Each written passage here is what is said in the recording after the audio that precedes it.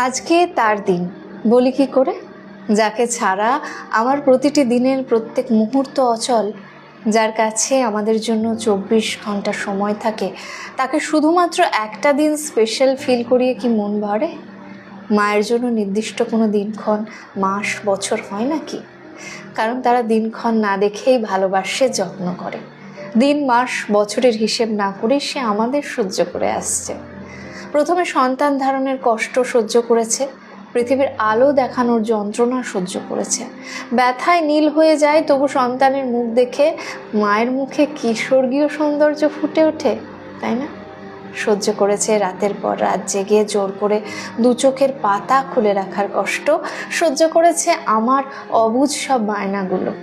সুন্দর চেহারা নষ্ট হয়ে গেছে, শখগুলো চাপা পড়ে গেছে, বিশ্রাম শব্দটা হারিয়ে গেছে, তবু সন্তানকে ঘিরে জগৎ তৈরি করেছে।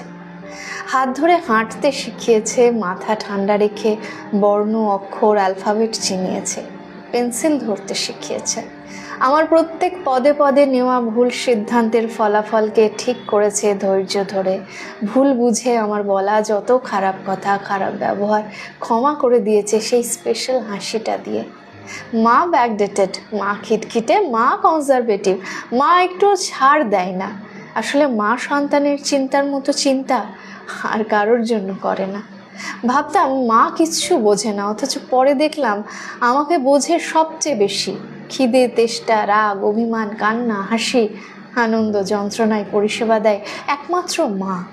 মনের দগদগে ঘাগুলোয় সেঁক দিতে পারে একমাত্র মাই।